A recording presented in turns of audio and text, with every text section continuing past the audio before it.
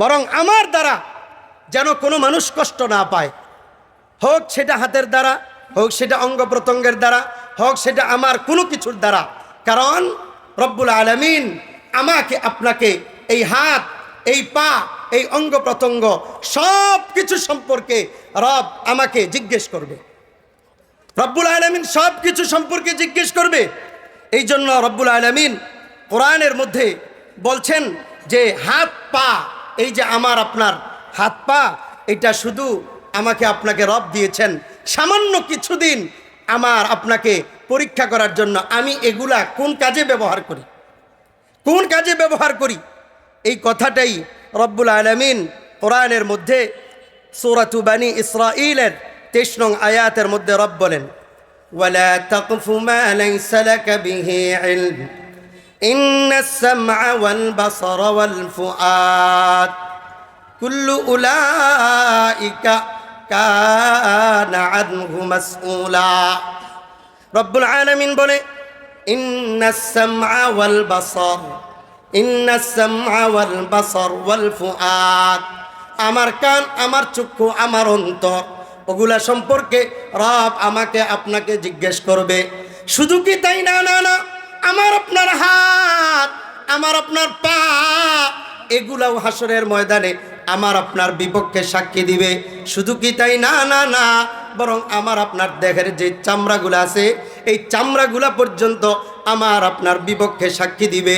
এই কথাটাই বলতে গিয়া রব্বুল আলামিন কোরআনের মধ্যে বলেন, ওয়াকালু লিজুলুদিহিম লিমা শাহিদতুম আলাইনা ক্বালু আনতাকানাল্লাহুল্লাযী আনতাকা কুল্লা শাই।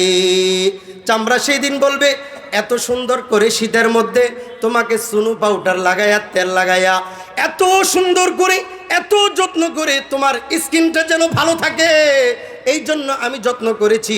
আজকে বুঝি আমার বিরুদ্ধে তুমি চলে গেলা, আমার বিরুদ্ধে তুমি কথা বলতেছো।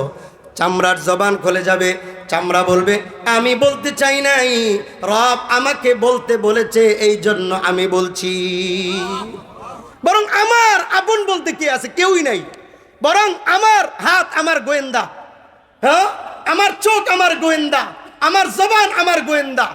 মা ইয়ালফিযু মিন কাউলিন ইল্লা লাদাইহি রাকীবুন আতীদ, আমি যা বলবো সব কিছু কিরামান কাতিবিন ইয়ালামুনা মা তাফআলুন, সব কিছু লিখে রাখবে। বরং আমি যেই জায়গায়, যেই অবস্থায় আমি গুনাহ করি না কেন, কেউ জানে না, কেউ দেখে না, দেখেন কে? আর তো আমার হাত পা অঙ্গ প্রত্যঙ্গ এগুলো তো সাক্ষী হয়েই থাকবে, এগুলো তো সাক্ষী থাকবেই। এই জন্য রব্বুল আলামিন আমাকে আপনাকে একটা কথা বারবার বারবার একটা কথা বলেন সূরাতুত তাকওয়িরের মধ্যে, ইয়া আইয়ুহাল ইনসান মা গাররাকা বিরাব্বিকাল কারীম। ও দুনিয়ার মানুষ, কে তোমাকে এই কথা বলে, আমার অন্যায় করার কথা বলে যে আমি আল্লাহ তোমাকে ক্ষমা করে দিব, এই কথা তোমাকে কে বলে? বরং আমি আল্লাহ যেমন ক্ষমাশীল, আমি আল্লাহর যেমন দয়া আছে, আমি আল্লাহর তেমন রাগও আছে, তাই না? আল্লাহ তাআলা আমাদেরকে ক্ষমা করে দেখ, বলেন আমিন। আরো জোরে বলেন আমিন। তো বলছিলাম রব্বুল আলামিন সূরাতুন নিসার 36 নং আয়াতের মধ্যে প্রথম অংশে বলেন, ওয়াবুদুল্লাহ, তোমরা আল্লাহর গোলামি করো।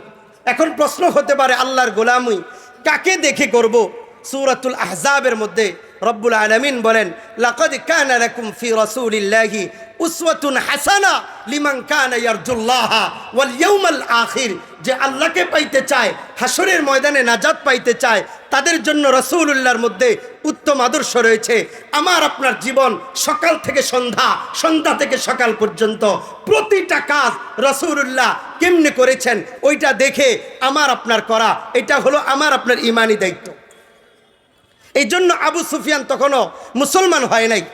যদিও আবু সুফিয়ানের মেয়ে রাসূলুল্লাহ বিবাহ করেছেন, কিন্তু আবু সুফিয়ান তখনও মুসলমান হয় নাই।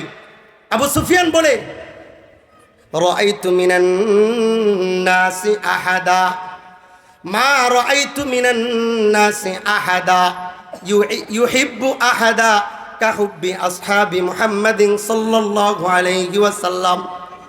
আমি